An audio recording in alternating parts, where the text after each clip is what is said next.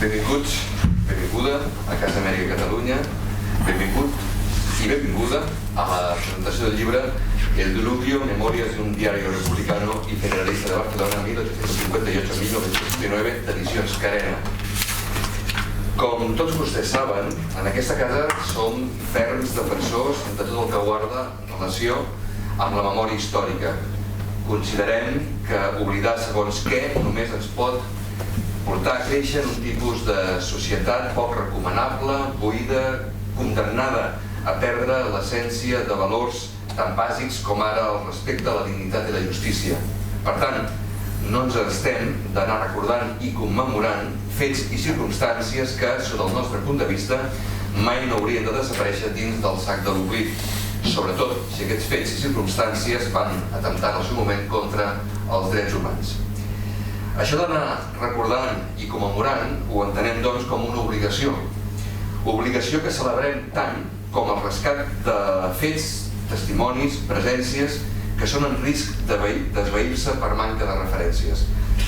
Persones o grups de persones i iniciatives de tota mena que un dia van ser protagonistes en un període determinat de la història poden veure's arraconades lluny del nostre coneixement perquè ja ningú no les recorda o perquè ningú s'ha animat a posar-nos-les al nostre abast mitjançant una feina o una feinada que comporta moltes hores de recerca i d'autoexigència. M'apresso, doncs, ja a agrair el treball d'en Gil Toll, periodista i editor del llibre que avui ens reuneix en aquest auditori, màster en Estudis Internacionals, actualment treballa en el programa Valor Afegit de Televisió de Catalunya. Dins del camp professional del periodisme s'ha interessat en l'economia, la història i la realitat internacional. És editor de l'heraldodemadrid.net, on es troben articles clàssics del periodisme. Parlàvem abans de començar aquesta trobada d'una carta oberta a Serrano Súñer de la Montserrat Roig, de la qual ara s'està commemorant l'aniversari del seu naixement, i en el qual l'any 76, en aquesta carta oberta, li demanava explicacions sobre el destí dels republicans exiliats i represaliats. En fi, heraldodemadrid.net. En Gil manté presència a les xarxes en blogs com ara Recuperadors del Futur o Descobrint el Passat. Col·labora també en la revista Alternatives Econòmiques. També ens acompanya avui el professor Martín Rodrigo, llicenciat en Filosofia i Lletres i doctor en Economia per la Universitat Autònoma de Barcelona. Exerceix com a professor d'Història Contemporània a la Universitat Pompeu Fabra des del 1996. Les seves línies de treball s'han centrat, sobretot, en l'anàlisi del sistema imperial espanyol durant el segle XIX, tant en l'espai antillà, Cuba i Puerto Rico, per cert, crec que acaba d'arribar de Cuba, com filipí, i també en les relacions polítiques i econòmiques d'Espanya amb les seves colònies. Moltes gràcies, com deia el professor, per ser amb nosaltres. Avui, com deia, presentem un llibre que ens apropa al diari més important, o el segon més important, de la Barcelona republicana. Avui aquest diari... Ja vam fer una presentació a la nostra universitat. El que passa és que abans de començar a parlar del llibre, jo vull començar a parlar de l'autor, perquè em sembla que el llibre no s'entén gaire sense conèixer una mica l'autor. Jo diria que el vaig conèixer en funció de la seva dedicació professional principal, és a dir, en el marc del programa Valor Afegit. Em va entrevistar arrel d'un llibre que vaig publicar, una biografia sobre una família d'empresaris catalans del segle XIX. Després hem tingut l'oportunitat de tornar-nos a veure amb un nou mini reportatge dels que fan sobre història econòmica que tenia a veure amb el rerefons del tràfic d'esclaus. En tots dos moments he pogut comprovar que en Gil Toll és un periodista de raça dels que posen l'ofici de periodista amb un llistó força alt, que és una persona que posa pel davant el seu criteri professional més enllà de les pressions o de la voluntat d'influir, diríem, des d'altres sectors, i que des d'aquesta perspectiva que la manté en la seva vessant en el marc de Televisió de Catalunya, també es pot trobar en el marc de la seva recerca que fa a més d'aquesta dedicació més o menys remunerada, no? I això també, després de conèixer-lo, vaig tenir l'oportunitat de llegir el que em sembla que és el seu primer llibre, si no m'erro, el de l'Heraldo de Madrid. Ja a la presentació se n'ha parlat.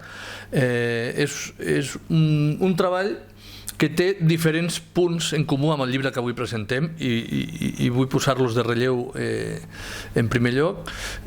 Tant l'Heraldo de Madrid com el Diluvio són llibres que podem entendre que entren dintre del que és la història de la premsa, la història de la premsa escrita, la història del periodisme. Donen molta informació i per tant són peces claus en el millor coneixement d'aquest món, però són molt més que això, és a dir, no són només treballs que interessin només als historiadors de la comunicació, als historiadors de la premsa, sinó que són veritables testimonis d'història cultural, d'història tot curt, d'història política. Això tant el primer llibre com aquest, amb la qual em sembla que és una forma d'entendre la recerca que caracteritza a l'autor.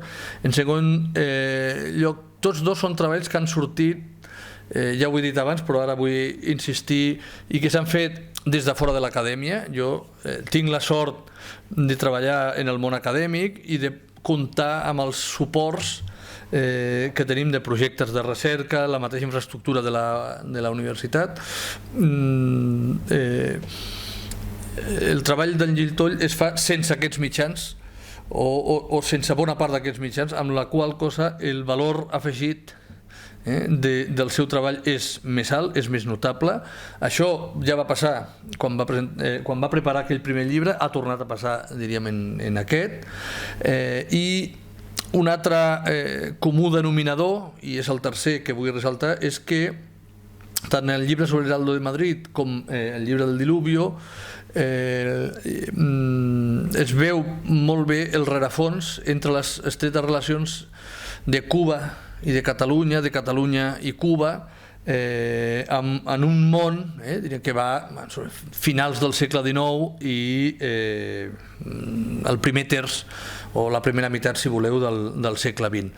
I suposo que això és el que fa que jo estigui aquí, perquè jo d'història de la premsa en sé poc, fins i tot de la història política catalana del període tampoc em sento un especialista, però en tot cas alguna cosa més he treballat en el món de les relacions entre Cuba i Catalunya, segle XIX, no tant el segle XX, però tot i que una mica també, i suposo que és per això també que estem fent la presentació en un espai com aquest, com el de Casa Amèrica. En l'Heraldo de Madrid sortia sobretot una nissaga empresarial, la família Busquets.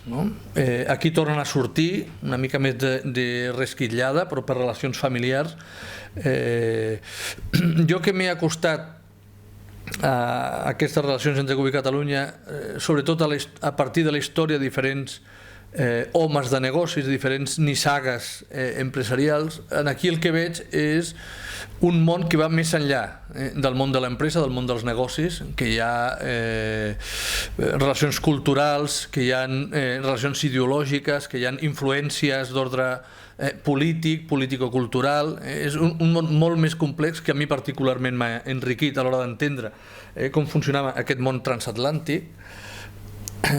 De fet, m'ha vingut al cap una revista de pensament polític que vaig seguir fa un temps, ara no la segueixo tant, que es diu Archipiélago, i aquesta revista té una mena de capçalera que diu alguna cosa així com, en castellà, que diu Archipiélago, diu conjunto de islas, era una cosa, ara em recordo, però conjunto de islas que están unidas por el mar que las separa.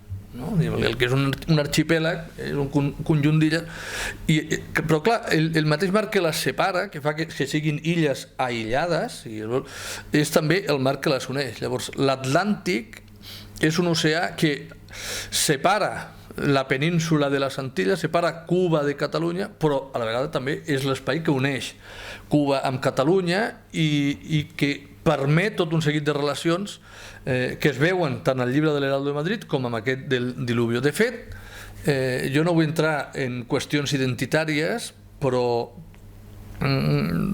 suposo que si haguéssim de definir qui eren Claramunt i Pujolà, o quines eren les seves identitats.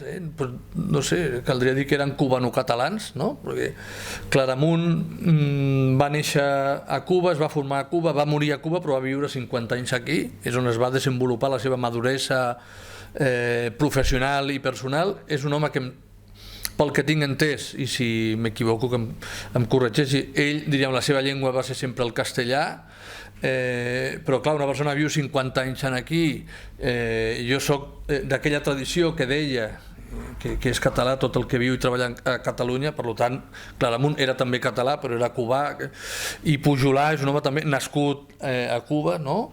Nascut a la Costa Brava, però traslladat a Cuba de molt petit, i després tot. Llavors són persones que viuen constantment amb aquest món transatlàntic, i això el llibre sembla que es veu molt bé, no? Jo voldria ressaltar, dit això, com em sembla que en Gil Toll ha construït el llibre, i torno a dir, si m'equivoco em corregeixes després, però em sembla que aquest llibre és el resultat d'un treball, com tots, molt vinculat al tarannà de l'autor, però en aquest cas em sembla que una mica més de tots els llibres, no?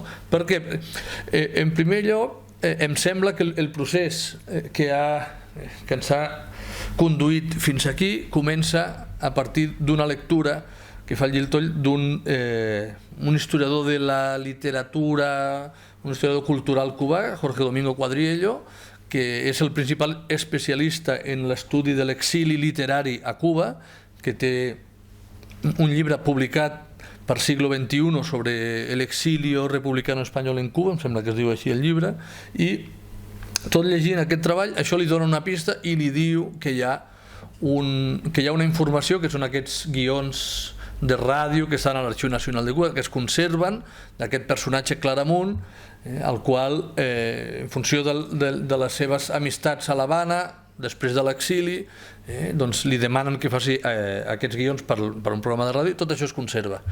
Llavors, a partir d'aquesta pista, en Gil Toll utilitza la mateixa historiadora que li va ajudar a treure informació, li evita desplaçar-se a l'Havana, la qual cosa també és més problemàtic i més car quan no es compten amb els recursos d'institucions, i li permet treure aquesta informació. Tenim, per tant, una sèrie d'escrits de Claramunt pensats com a guions radiofònics, però que també es poden llegir tranquil·lament. No només apareix Claramunt, apareix també Pujolà, amb la qual em sembla que hi ha tota una tasca de descobrir un material inèdit de Pujolà, que és força complementari amb el text de Claramunt. És una altra versió amb unes altres ulleres o espejuelos, com diuen a Cuba, d'una altra persona contemporània de Claramunt, i ell ha tingut, diríem, la constància de localitzar aquest document i d'incorporar-lo. Hi ha després un procés de selecció. Em sembla que el que es troba a l'Arxiu Nacional de Cuba és molt més del que hi ha aquí al llibre. Per tant, hi ha un procés de selecció de quines d'aquestes conferències o guions radiofònics són més interessants. Això, de fet, em sembla que és un procés de selecció que jo trobo força reeixit. Segur que hi ha moltes coses molt interessants que s'han quedat fora del llibre, però, com diria la meva àvia, potser no són, o sigui, no estan tots els que són, però són tots els que estan, amb la qual només amb aquesta selecció és un llibre força manejable. Es nota també aquest nas per seleccionar. Hi ha després una tasca d'edició, hi ha una introducció, unes notes a peu que faciliten la lectura per a aquells, i em poso en primer lloc, que sabien molt poc o gens de Claramunt i Pujolà abans de llegir el llibre. I després hi ha tot l'esforç de publicació, que no és fàcil, que no sempre és fàcil, diríem, d'aconseguir que tot aquest esforç que he anat esmentant, que em sembla que és un esforç notable, pugui sortir en format de llibre i pugui estar a l'abast del públic lector i aquesta recerca es pugui conèixer més enllà del que l'autor ha pogut conèixer. És cert que en Gil Toll no té cap problema en utilitzar totes les oportunitats que ens permeten les noves tecnologies i sobretot internet. Ja s'ha parlat, diferents blogs, diferents webs, però em sembla que compartim la idea que hi ha que el paper no es pot perdre i els llibres segueixen essent, i els llibres en paper, no només el llibre digital, els llibres en paper com aquest segueixen sent un instrument necessari, no per fetitxisme, sinó per conservar tot un llegat, i em sembla que això també és interessant. Jo els puc assegurar que no sóc accionista per res de Carena i no vinc aquí amb la idea de vendre el llibre perquè tingui un interès directe, però sí que em sembla que tot aquest esforç acaba valent la pena si al final els llibres es venen, estan a les llibreries, circulen, estan a les biblioteques també, i per això és interessant poder comptar amb els llibres que tenim aquí fora, i em sembla que explicar que aquest ha estat el procés fins on jo conec d'elaboració de part d'aquest llibre ens ajuda a entendre també molt millor com s'ha construït un treball amb molta voluntat, amb molt de voluntarisme, però amb pocs mitjans, i tot i això és un treball d'innegable qualitat. Per què dic que és un treball de qualitat? Jo m'estimaria més que fos el seu autor el que parli del contingut del llibre, m'estimaria més. Jo només diré 3 o 4 pinzellades molt breument, perquè així tindrà més temps l'autor i tindrem més temps tots pel col·loqui, com que estem en família podem dedicar més temps. Voldria dir només, com dic, algunes pinzellades perquè em sembla que és un treball de qualitat. Parlaré per tant d'alguns mèrits d'aquest llibre. En primer lloc perquè dona molta informació per entendre molt millor la història de la premsa escrita, sobretot a Barcelona. Però no només a Barcelona. És un llibre que es diu El Diluvio, però que parla sobretot del Diluvio, que serà un instrument fonamental per poder fer la història del Diluvio, però va molt més enllà, perquè no només apareix el Diluvio, apareixen altres mitjans, alguns vinculats a Claramunt i d'altres no.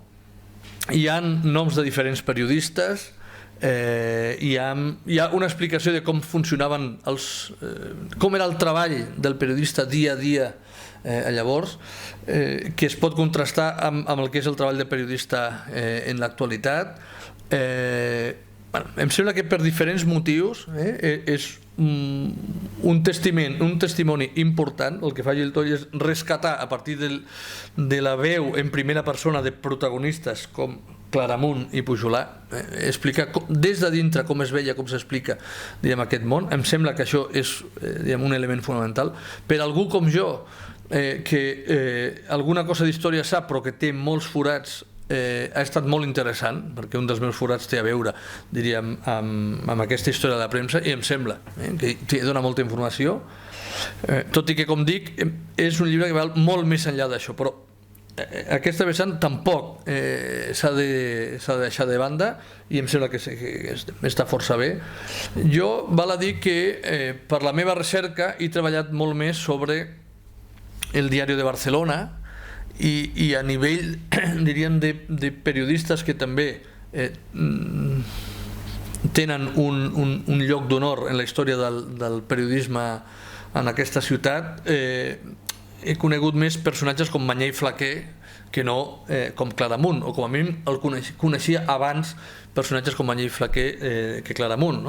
Però tot i això, tot i que em sembla que hi ha més estudis sobre Mañé i Flaquer, sobre el Diari de Barcelona, i no tant sobre un mitjà com el Diluvio, a mi m'ha permès descobrir un diari, no sé si el primer, el segon, però el públic lector del Diluvio era molt diferent del públic lector del Diari de Barcelona, el tipus de persones a les quals jo m'hi adreço llegien fonamentalment el Diari de Barcelona. Per mi és molt més interessant, però estic segur que el Diluvio, això com passa ara, no? Un mateix fet el mires en diferents mitjans i trobes diferents explicacions. Doncs el Diluvio entraria, diríem, amb un contrapunt necessari versus el Diari de Barcelona, versus La Vanguardia, que també ha estat força treballat, i fins i tot en relació amb altres mitjans també del món aquest republicà més popular, com és la publicitat,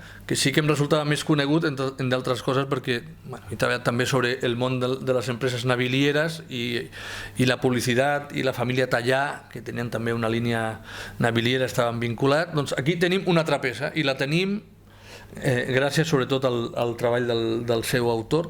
Jo només diré dues qüestions a títol anecdòtic, perquè veiem fins a quin punt aquestes relacions en el món caribeny, particularment cubà, però no exclusivament cubà, són interessants.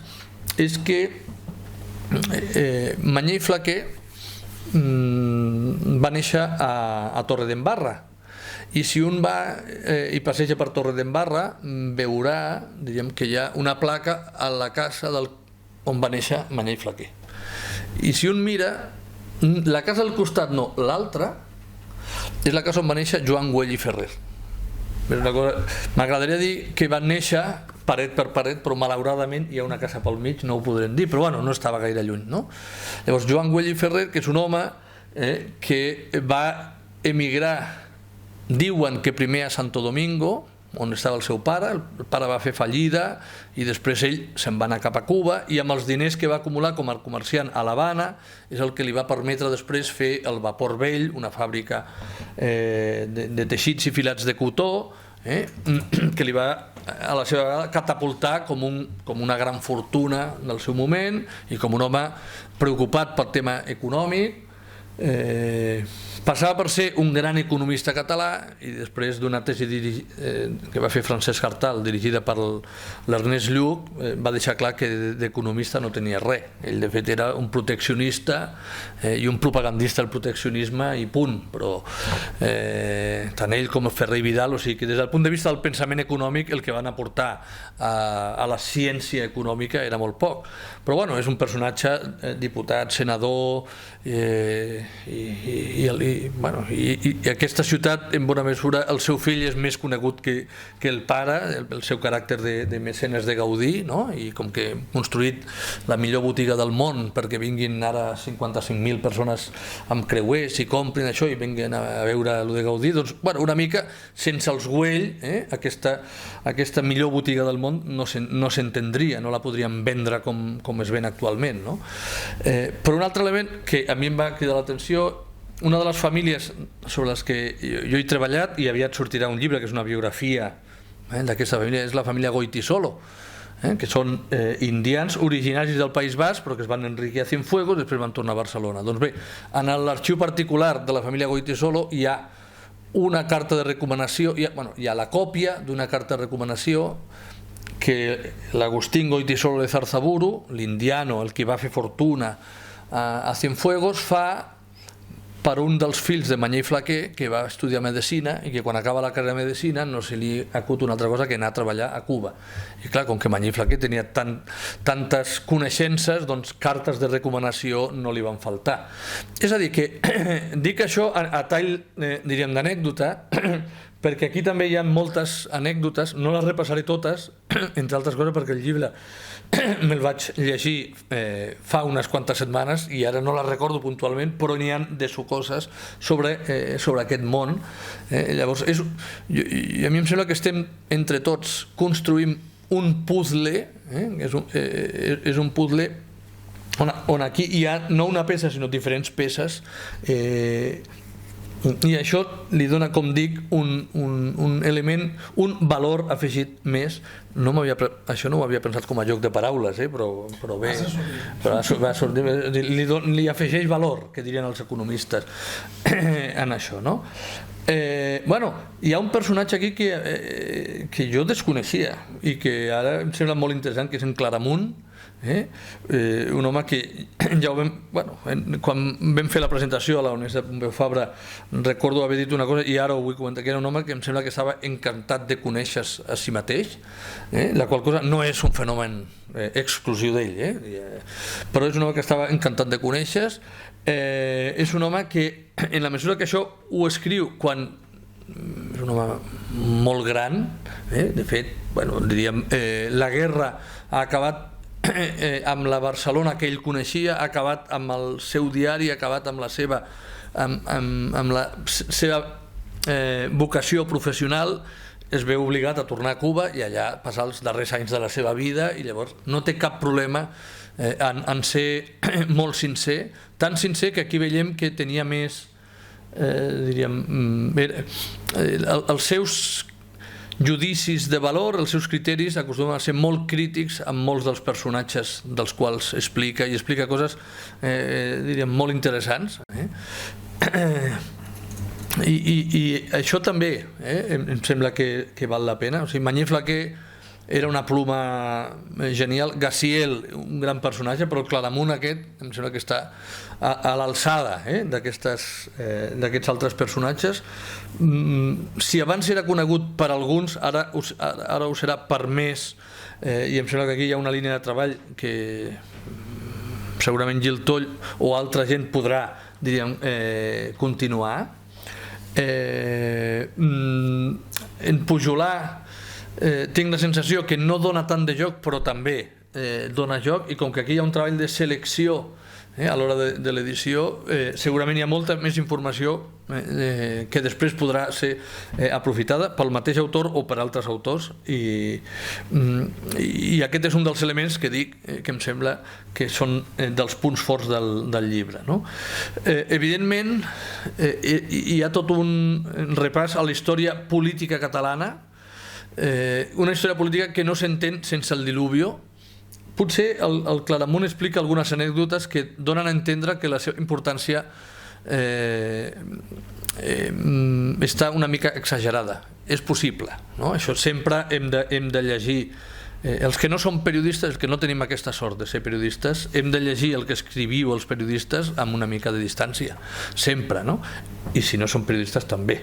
Però en aquest cas em sembla que més, no? De vegades hi ha una certa tendència a posar-se ell en l'ull de l'huracà. No sé si això també tenia a veure a l'hora de vendre millor el seu producte a Cuba, donar-se-les una mica més del que era, no sé. Però sigui com sigui, es doni més o menys importància de la que va tenir. És cert que la història política catalana no es podria entendre sense el Diluvio, i per tant és un llibre que no interessa només a aquells que volen fer història de la premsa escrita, sinó història política de Catalunya, història social també, perquè hi ha elements d'història social, història cultural, més barcelonina que catalana en un sentit ampli, però en la mesura que Catalunya és un país que és macrocefàlic, que té un cap molt gran, com és Catalunya. No és l'únic país que tingui aquest cap tan gran, però és una característica de Catalunya, doncs interessa sobretot Barcelona, però de passada també Catalunya, que no sempre és el mateix. Els que no som de Barcelona ho hem d'explicar de tant en tant.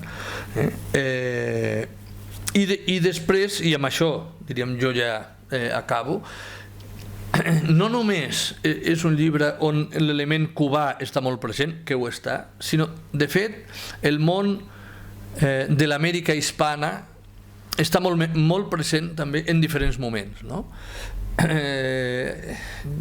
Jo no de fet he treballat sobre Cuba, sobre Filipines també, de Puerto Rico no tant, però conec qui era Betances, apareix als lligams de Claramunt amb Betances, aquest portorriqueny il·lustre, però no només Puerto Rico, sinó que apareix el món del Riu de la Plata, apareixen viatjants de llibres, el món editorial. Hi havia un món editorial molt i molt fluid, diríem, sobretot a Buenos Aires i en general al Riu de la Plata. Aquí es donen algunes pistes, no moltes, però es donen. Aquesta casa on estem, com és Casa Amèrica, compta amb un llibre fet per una amiga comuna d'en Gil Toll i de mi mateix, la Gabriela de la Corte, que va treballar un temps amb aquesta casa i que explica quin és l'origen de Casa Amèrica. Doncs apareix quan es va crear Casa Amèrica 1910-1911, que va ser la fusió de dues associacions, una de les quals era el Club Americano de Barcelona, que era un espai on es reunien, diríem, els americanos, els indians de la ciutat, i després la iniciativa de gent vinculada a Cambó. Ara, per cert, ha sortit ara fa poc un llibre sobre Cambó en Buenos Aires. Cambó va morir a Buenos Aires, no exiliat, com s'ha dit, perquè ell era el president d'una multinacional, la Chade. Jo no sé quan diuen l'exili de Cambó, no.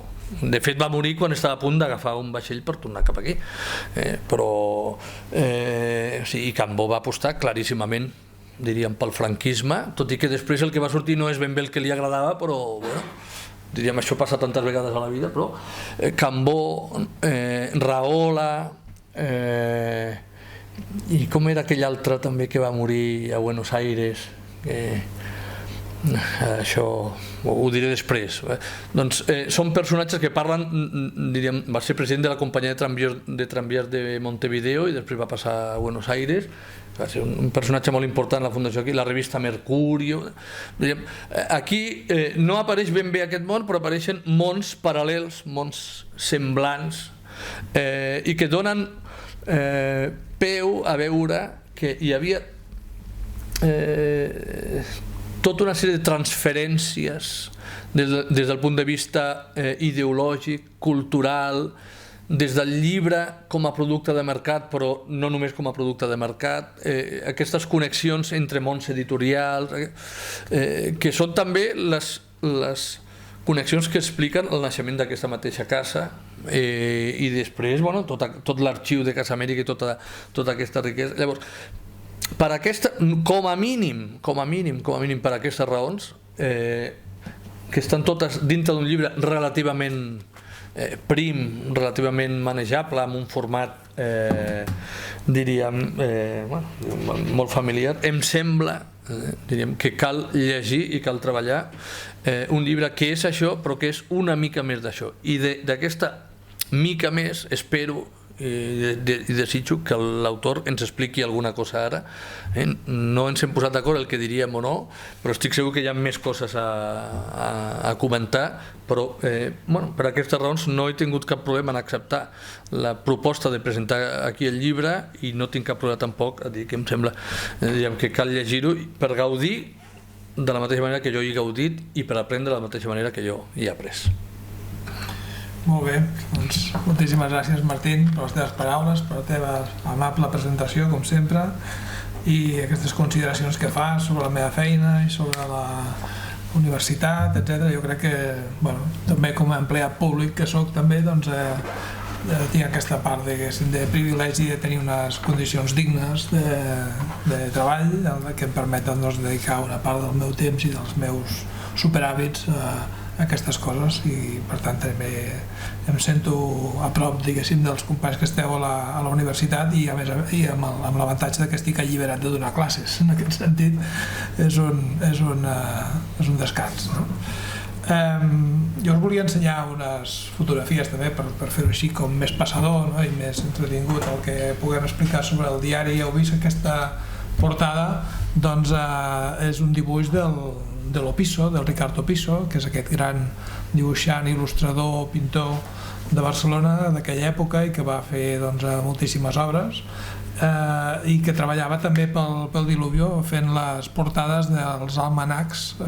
Durant uns quants anys va fer la il·lustració de portada de l'almanac del Diluvio, que era un recull d'informacions d'aquell any, i que hi havia una mena d'agenda de previsions del que passaria l'any següent, etc. I les trobo delicioses, aquestes il·lustracions. Aquest era l'aspecte que tenia el diari l'any 33, que sí que és la versió més moderna del diari, que ja té una maquetació molt més professional que la que tenia abans i que permet una presentació de la informació molt ordenada, amb poques il·lustracions i poques fotografies, a diferència d'altres diaris de l'època. Aquest apostava més per la lletra, era un diari més de contingut i tenia poc recurs gràfic. Tot i això ja veieu que hi ha un petit acudit a baix, i veieu que encapçala la portada aquest requadre que està titulat Crònica diària. Això ho feia el Jaime Claramunt cada dia, feia aquesta columna des de la qual ell, que no la signava, però ell ho explica en les seves memòries, que ell feia aquesta peça cada dia, doncs era la peça destacada, i des d'aquí doncs, ell editorialitzava sobre l'actualitat, no?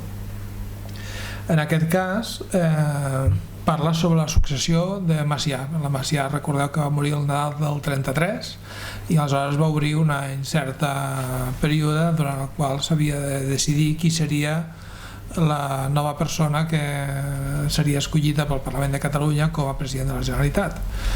Aleshores hi havia dintre d'Esquerra Republicana, evidentment hi havia diferents sectors, hi havia diferents persones que podien optar per aquest càrrec, i el Jaime Claramunt fa una aposta decidida pel Lluís Companys. El Lluís Companys era una persona que ja havia publicat en el diari, era molt proper amb ells, el mateix Claramunt i els editors del diari, que també tenien una amistat personal, i a més devia pensar que era la millor opció política per fer-se càrrec d'això, no? Ell en el llibre, efectivament, com diu el Martín, en fa una mica d'autobombo, no? I s'atribueix el mèrit d'haver convençut el Companys i que aquest article va suposar un capgirament de l'opinió política del moment a favor del Lluís Companys com a candidat per ser escollit com a president de la Generalitat. Bé, haurem de descomptar-hi alguna cosa aquí, no? Però tenim pendent d'analitzar els altres diaris dels mateixos dies per veure exactament què deien els altres i si realment ens podem atribuir-li un factor decisiu en aquests fets, no? En tot cas, el que s'hi demostra és aquesta proximitat, aquesta simpatia amb el Companys, aquesta aposta tan decidida, editorial, no? Que publiquen a la mateixa portada, no?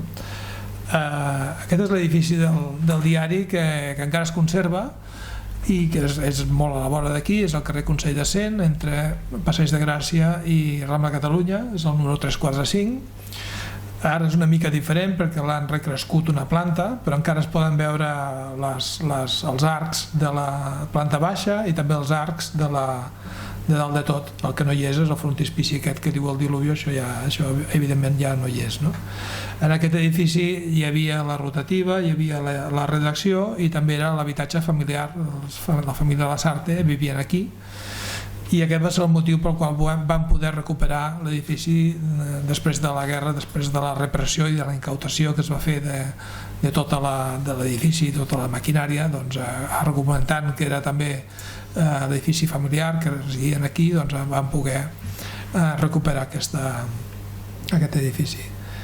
Això és un dels papers escrits a mà pel Jaime Claramunt. És una de les fotografies que va fer la Isnara Perera, que és aquesta historiadora cubana que ja hem esmentat abans i que va ser la persona que va anar a l'arxiu per encàrrec meu i va fotografiar. Primer va fer una cosa molt ben feta, que va fer un informe sobre tot el que hi havia i aleshores un informe molt detallat i molt rigorós. Llavors, sobre aquest informe jo li vaig fer una selecció i ella amb aquest encàrrec va anar a l'arxiu i va amb una càmera digital va fer les fotografies de les pàgines una a una, no?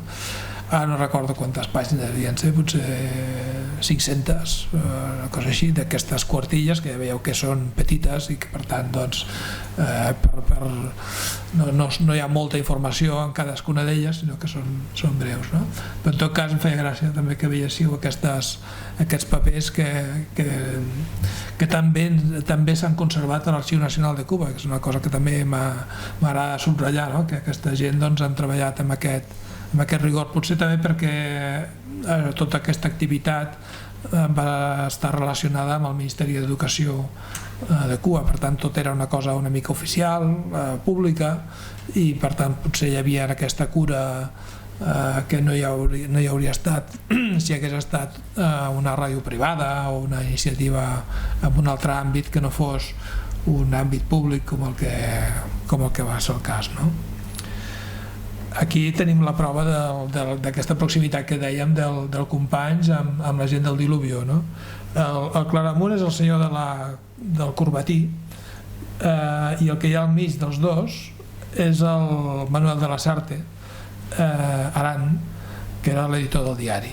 A la dreta, a l'esquerra del Companys, hi ha altres membres de la família Lasarte, hi ha els dos fills, hi ha la Conxita també, hi ha altres redactors del diari, i aquesta foto no sabem exactament quan es va fer, devia ser al voltant de l'època aquesta que el Companys va ser ja president de la Generalitat.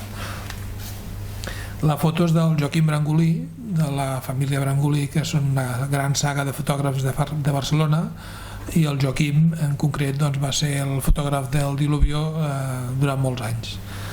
I totes aquestes fotografies, moltes d'elles estan conservades a l'Arxiu Nacional de Catalunya, que també hem de dir que treballen molt bé aquests temes, no? I la família Brangolí en el seu dia els hi va cedir o els hi va vendre aquestes fotografies a l'Arxiu Nacional de Catalunya i els negatius, i es conserven per tant en molt bon estat.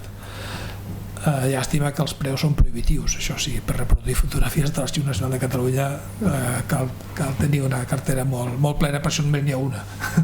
Perquè em semblava que aquesta era molt... Però si teniu curiositat sí que és possible veure-les en una resolució més baixa, però que es veuen perfectament les fotografies a través del cercador de l'Arxiu Nacional de Catalunya. Això són les cases de la cooperativa de cases barates dels periodistes, que es van fer entre el 1915 i el 1930, aproximadament en dues toncades diferents. Això és el carrer de la Salut, per sobre de la plaça de Lesseps, i el Jaime Claramunt va ser un dels cooperativistes, i per tant es van fer una de les cases que en concret em sembla que és, ja ho diu aquí, hi ha un peu de foto, no? Diu Giral 2, Claramunt, Badia, doncs la de Claramunt deu ser la segona, ja no existeix, ja ho he anat a mirar aviam si hi era, però ja no hi és. Sí que n'hi ha alguna altra, les de més al fons sí que encara hi són, però la de Claramunt no hi és, ja no existeix. De fet, ell, en un intercanvi amb el Pujolà, en una carta que es va enviar del Claramunt al Pujolà després de la guerra, es queixava de que li havien incautat, s'havien quedat amb la seva casa, deia ell, i deia que havia estat l'associació de la premsa. Segurament no va ser ben bé l'associació de la premsa, sinó que devia ser la Caixa, que era la que havia donat els crèdits per fer aquesta promoció, i que el Claramunt des de Cuba no devia continuar pagant perquè era inversemblant que pogués continuar pagant des de Cuba a la seva casa. A més, estem parlant que ella tenia 80 anys quan va escriure aquestes memòries i estava a Cuba. Era un senyor de 80 anys que estava a milers de quilòmetres de distància, sense les comunicacions i facilitats que tenim avui en dia, sense descendència que jo conegui, i per tant devia deixar de pagar simplement, i això la Caixa de Pensions s'ho devia quedar, no? Que és el que passa amb els crèdits hipotecaris, és tan senzill com això. I ara parlem una mica del Frederic Pujolà, que és aquest altre personatge que tenim alguns dels seus papers en aquest llibre.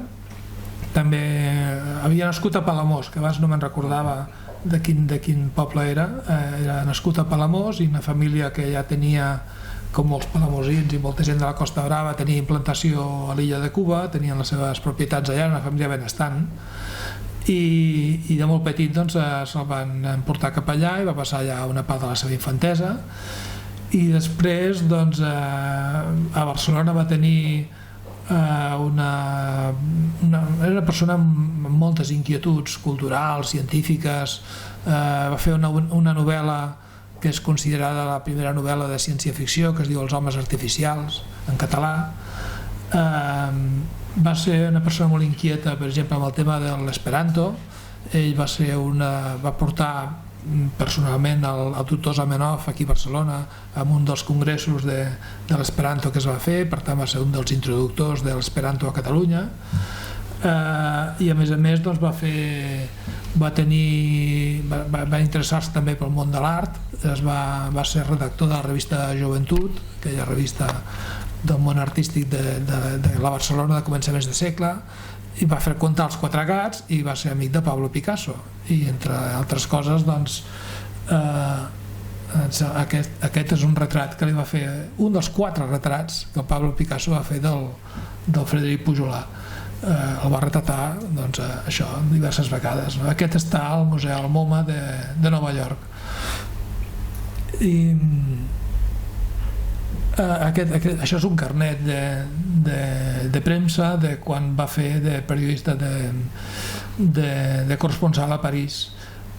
També va ser nacional francès, es va treure la nacionalitat francesa, i com a tal va lluitar en la Primera Guerra Mundial, i arran d'aquella experiència va escriure també un parell de llibres, un es diu De la trinxera estant, i que encara es poden trobar, perquè el seu fill, el fill del Frederic Pujolar, que és una persona que encara és viva i que té una edat avançada, doncs ha fet en els últims anys tota una tasca de recuperació de l'obra del seu pare, que va ser també un personatge molt interessant d'aquesta època, i per tant va aconseguir publicar alguns o republicar alguns d'aquests llibres. Hi ha molts papers inèdits del Pujolar que estan dipositats en aquest cas a la Biblioteca de Catalunya per decisió del seu fill, ell els va portar allà, ja existeix aquest fons i qui vulgui consultar-lo doncs, ho podrà fer sense cap problema. Jo ho vaig poder fer i vaig també poder localitzar el fill, el Frederic Pujolar, a través de la Biblioteca de Catalunya, que van ser doncs, molt eficients, no? Aquest és el carrer dels Escudellers Blancs, es diu. Està darrere entre el carrer Vinyó i la plaça Reial, i en aquest edifici és on hi va estar la redacció del Diluvio molts anys, durant el segle XIX estava en aquest indret, i aquí mateix és on vivia el Picasso durant una bona part de la seva estada a Barcelona. Per tant, hi havia una relació amb el Diluvio important, no només a partir del Pujolar, sinó d'aquest contacte ja com més físic, no? amb el diari, perquè vivia al costat de la redacció i em sembla que també hi havia la impremta allà.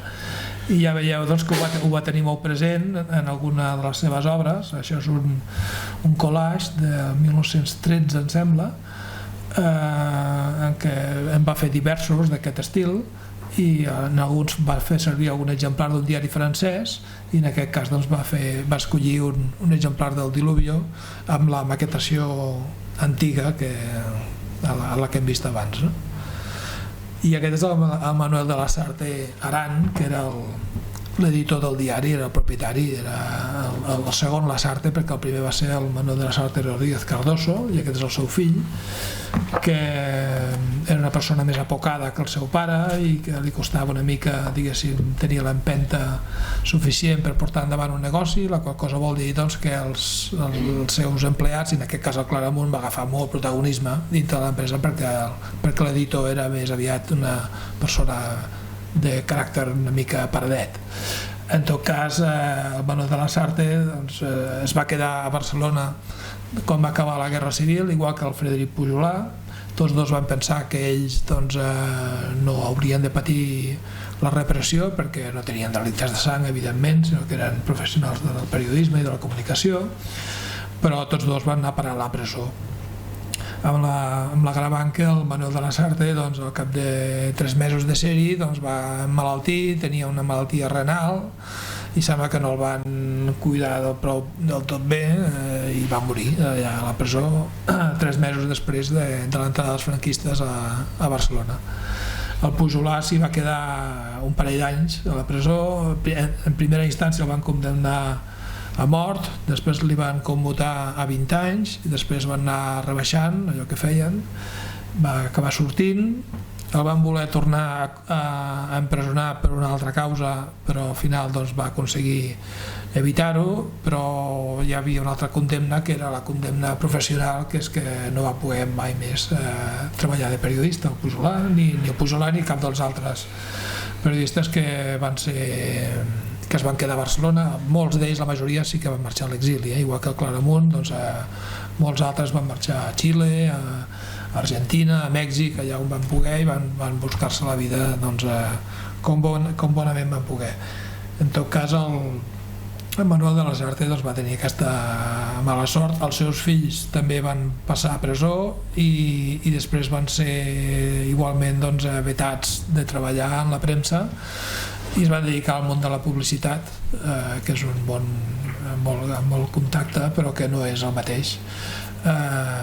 I va carregar doncs, amb un trauma enorme de tot el que havia estat aquella repressió o càstig del franquisme, i de tal manera que els seus nets, els fills dels fills, doncs, expliquen que a casa seva no es parlava pràcticament del que havia estat el diari, del que havia significat, de la trajectòria que havia tingut. Tot això doncs, va quedar en una capa de silenci tremenda per aquesta assumpció d'una certa culpabilitat que evidentment no existia, però que el règim els hi va col·locar a sobre amb aquesta allau, diguéssim, de judicis, d'incautacions, de propaganda, de tot el que va passar doncs, durant el franquisme, que tots sabem ben bé a què ens referim. No? Aquesta és una altra de les fotografies del Brangolí, de l'època de la guerra. Veieu doncs, que era un diari que es compartia molt entre la gent que estaven en el bàndol republicà. De fet, en aquesta època, a la portada del diari es publicaven un parell de columnes d'opinió de dos dels periodistes més destacats del diari, que eren l'Eduardo San Juan, que és avi de l'Eduard San Juan, que surt per TV3 a presentar el 30 minuts cada diumenge, si el recordeu, i l'Àngel Santblancat, que alguna vegada potser us haureu comprat uns pantalons a la casa del Santblancat, que és el germà, era el germà de l'Àngel, eren dos germans. Un germà era l'erruxista, el José, i l'Àngel era republicà federalista, i tenien un partit que es deia Extrema Izquierda Federal, i fins i tot va ser diputat en les constituents republicanes i va formar part del grup dels anomenats jabalíes, que a les Corts de Madrid doncs, feien unes proclames molt incendiàries a favor de la revolució social i ho trobaven tot molt curt de mires i eren molt exigents doncs, amb com s'estava desenvolupant el règim republicà. No? En tot cas, aquests dos personatges, que els dos eren juristes de formació, doncs van formar part dels tribunals populars de Barcelona durant la guerra, i en aquesta doble condició de persones molt destacades, diguéssim, de la justícia republicana i de periodistes, doncs escrivien a la portada del Diluvio cada dia les seves columnes, juntament amb el Claramunt. La portada dels anys de la guerra era sempre molt semblant, no? Hi havia l'article del Claramunt, l'article de San Juan i l'article del Santblancat, i era el trio que cada dia obrien el diari amb els seus articles. No? Aquest és un altre d'aquests magnífics dibuixos del Ricardo Piso, no? Que us deia abans. I res, volia, si un cas, doncs, explicar-vos alguns moments estel·lars d'aquest diari, que ja dèiem que havia estat fundat l'any 58 i que va ser en aquest ambient de la gent simpatitzant amb el republicanisme i amb el federalisme, a la rebotiga del Frederic Soler, del Pitarra. Allà es trobaven el Manuel de Lasarte, el Patxot, el Josep Anselm Clavé, tota aquesta gent d'aquest ambient, i d'aquí va sortir aquesta idea de fer un diari doncs, que defensés aquests postulats, no? Un diari que volia ser més popular que els altres, volia estar a favor de la gent de peu, no? I que ho va demostrar, va ser molt bel·ligerant durant tots aquells anys. Va ser no només bel·ligerant contra la monarquia així en abstracte, que ho van fer molt, sinó també contra els abusos, per exemple, de l'Ajuntament i de les pràctiques, doncs, per exemple, de les taxes. No? Hi va haver un moment determinat, en el 1879, que l'Ajuntament va voler introduir una taxa al consum de gas a ciutat, que era el gas que es feia servir per enllumenar. No? I el Diluvio va encapçalar tota una campanya per oposar-se a aquesta taxa. No?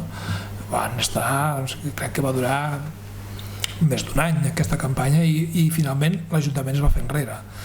I arran d'aquell mateix any, diguéssim, va ser quan aquest diari que canviava molt sovint de capçalera, de nom de la capçalera, perquè tot sovint doncs, els portaven als tribunals, no? Doncs, en aquest cas doncs, va ser quan van escollir aquesta última capçalera que es va dir el Diluvio i és la que es va mantenir fins al final. No?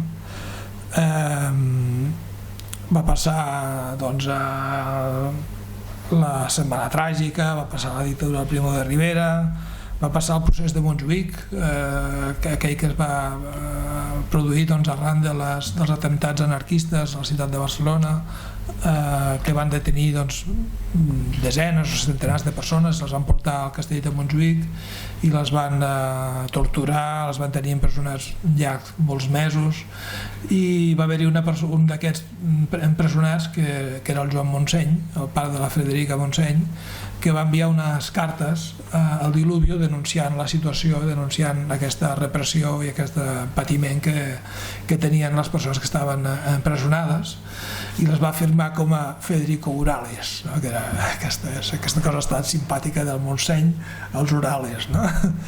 I allà va ser el primer cop que va fer servir aquest pseudònim i que després va fer servir de forma reiterada en moltes de les seves compareixences públiques, no? Vull dir que va tenir també un paper en tot això. Evidentment doncs, el Diluvio va estar present i va estar molt en el seu moment a partir de la proclamació de la Segona República.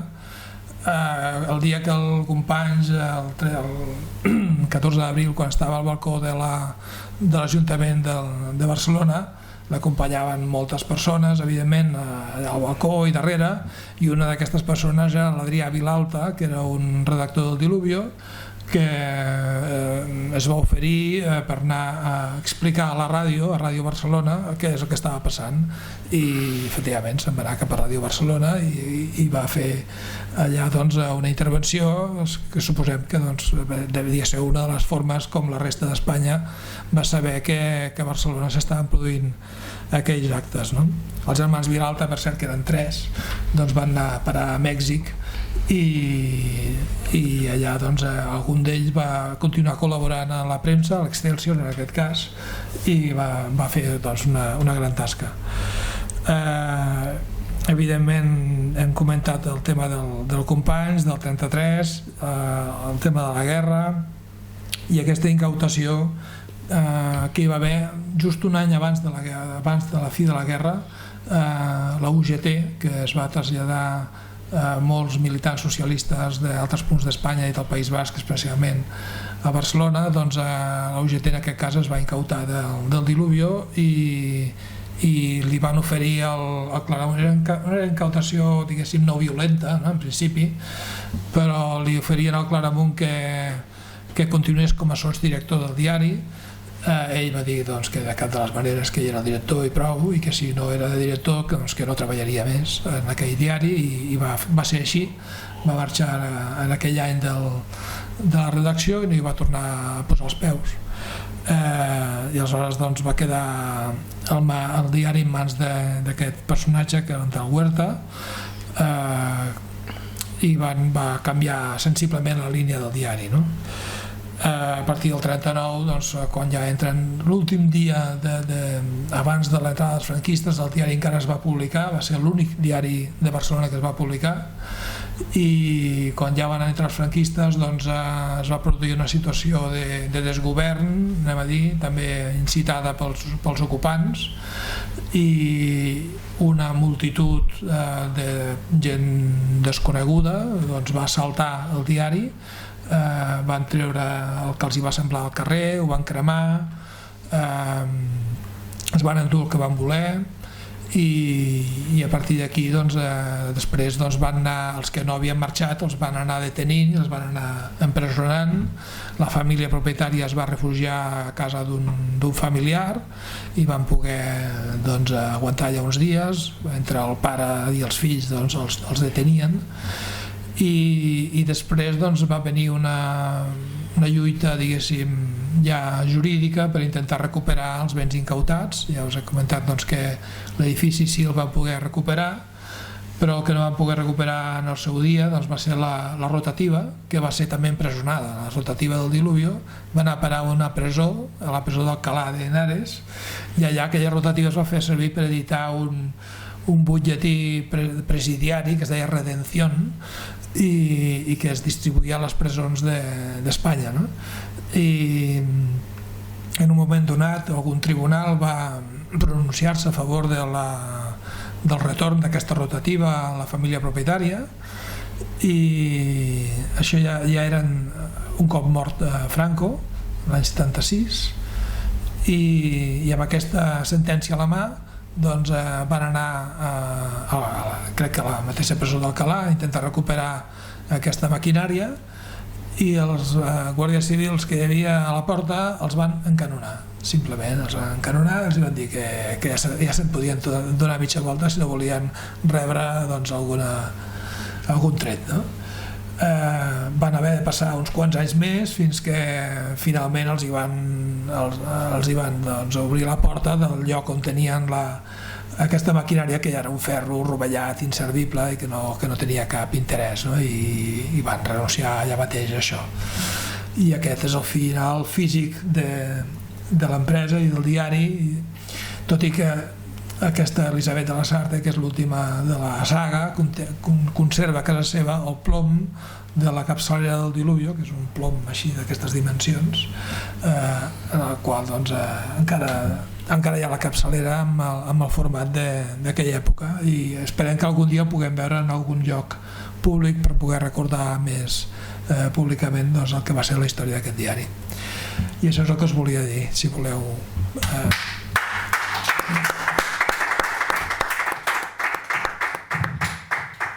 Moltes gràcies, Gil, moltes gràcies, Martín. Abans de començar l'activitat, parlàvem preparant els últims detalls i dèiem, sorgia, crec que el Gil deia, tu t'imagines que d'aquí a 80 anys s'hagi de fer alguna activitat per recordar l'existència del periòdico, per exemple? Doncs es fa difícil de pensar, d'imaginar, però aquí tenim la prova, és a dir, per moltes coses dramàtiques que puguin passar, costa d'entendre que amb només 80 anys pràcticament sigui un diari desconegut, un diari que va tenir tants anys i tanta influència i, en fi. Però no m'allargo, són vostès, tenen l'oportunitat, si volen manifestar alguna opinió, tenen algun dubte que els puguin resoldre els nostres ponents, en fi, estem en família, com deia el professor Martí, això també es pot aprofitar per fer un diàleg així més proper. Algú s'anima a fer alguna pregunta o algun dubte? Gil, quan escoltes per primer cop el nom de Claramunt?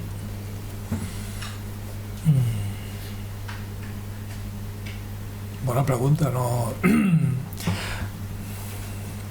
La veritat no t'ho sabria dir ara mateix quin va ser el primer paper o el primer llibre, la primera menció al Claramunt.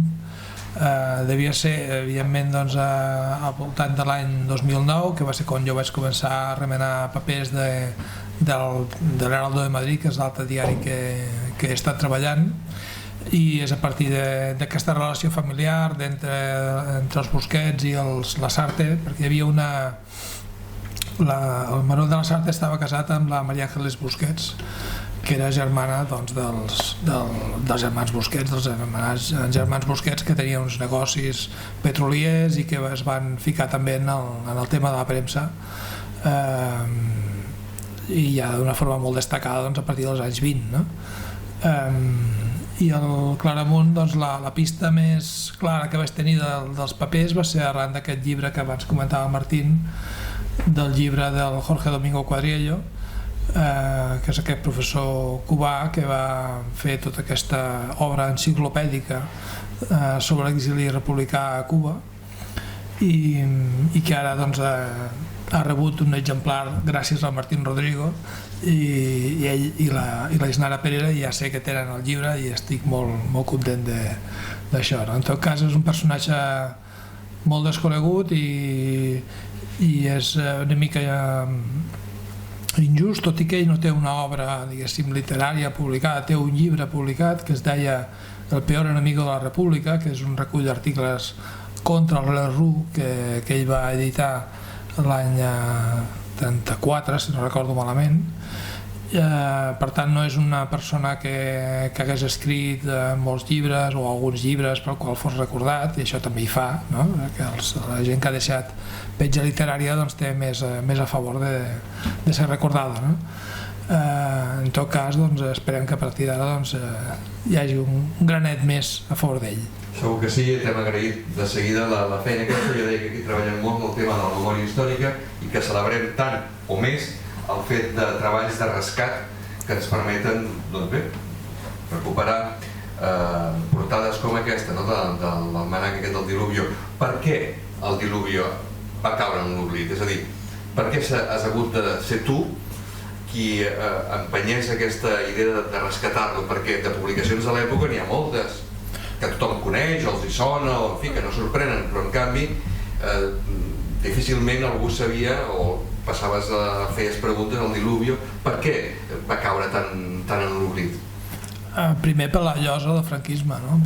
Això va esborrar la memòria de tota aquella època, de totes les publicacions d'aquella època pràcticament, no? Aleshores, la pregunta potser s'ha de fer a la inversa, no? Per què s'han recuperat les que s'han recuperat? Doncs les que s'han recuperat, que s'ha recuperat la memòria, que gent que ha fet llibres i que n'ha fet doncs, articles, etc., doncs, ha estat per causes concretes. Sempre hi ha algun lligam, no? Hi ha una simpatia política d'un partit o d'una ideologia nacionalista, per exemple, doncs, que ha portat a recuperar doncs, capçaleres d'aquella època, tot i que potser a l'hora de valorar-ne la circulació i la rellevància doncs, eren molt menys rellevants, algunes d'elles, no? Però ja sabem que això va així, no? La història, el passat és com una cova fosca en la qual entrem amb una llanterna i enfoquem a un punt determinat, no? Aleshores, si no hi ha prou gent que entri amb prou llanternes en aquesta àrea de la premsa, de fet hi estem entrant, és un procés, no? El periodisme forma part del món universitari des dels anys 70, d'això fa 40 anys, i la història de la premsa doncs, deu tenir una mica més d'antiguitat, però gent treballant-hi de forma sistemàtica i organitzada i continuada doncs tampoc n'hi ha tantíssima, no? S'ha de comprendre una part, diguéssim, d'aquest fenomen per aquestes raons, però també doncs, jo trobo a faltar que se n'hagués fet més èmfasi, doncs, tenint en compte que és un diari d'aquesta transcendència, no? Una tirada de 150.000? Això és el que ells mateixos deien en un fulletó de la seva... quan van commemorar els 75 anys de fundació, van fer un fulletó explicant, fent-se una mica d'autobombo, com tothom, no? I deien doncs, això, que havien comprat feia poc una rotativa que els permetia tirar 60.000 exemplars a l'hora i que feien una tirada de 150.000 exemplars. Ens va recordar els dies festius, no? Que eren els dies de més circulació, no? Es diu que la Vanguardia en aquella època en tirava 200.000. Tot això doncs, ho hem d'agafar també una mica pels pèls, doncs, perquè evidentment no tenim cap agència com si tenim avui en dia que contrasti aquestes informacions de les empreses, no? Avui tenim l'Oficina de Justificació de la Difusió, que sí que és fiable i podem saber exactament quina tirada tenen els diaris d'avui en dia, no? No hi havia res de tot això en aquella època, però en tot cas el que sí que em quedaria és que era com a mínim el segon diari de la ciutat i que hi havia aquesta relació, diguéssim, la Vanguardia diari burgès i per la gent més instal·lada, el Diluvio diari popular amb idees més republicanes, federalistes, per la massa popular de la ciutat, no? Que és una mica l'esquema que encara tenim avui, no? La Vanguardia del periòdic, és el mateix. També voldria fer esment a un comentari que ha fet el professor quan parlava de l'Atlàntic que ens separa, que ens uneix, no sé què. M'ha fet recordar, perquè ho he esmentat també a Gabriela de la Corte, de quan nosaltres vam preparar el centenari de la casa el 1911 i posteriorment vam fer també treball sobre la petjada catalana al Carib i coses semblants. La veritat és que la capacitat de sorpresa no s'acaba mai, perquè, per exemple, si no recordo malament, ara parlo de memòria, a Matanzas crec que hi havia o hi ha l'ermita de Montserrate, que nosaltres també vam treballar allà, i que curiosament havia aixecat gent allà perquè es pensava que veia un horitzó que els hi recordava Montserrat, que un cop hi vas allà no s'assembla gens, però la necessitat del vincle, del lligam del lloc d'on vens o vols tornar o recordes els teus inicis, de veritat, fan que aquest vincle sigui estret. Hi ha la festa de la colla allà es fa la festa de la colla, no? És a dir, que no ens cansem mai de trobar-nos amb sorpreses que no ho són tants, però una explicació ben clara, no? Com en el treball que avui hem presentat aquí. Si no tenen cap pregunta ho donarem per acabat. Agraïm moltíssim al professor Martín Rodrigo i a Gil Toll l'oportunitat de conèixer per fi el diluvi. Moltes gràcies, bona nit, un altre dia.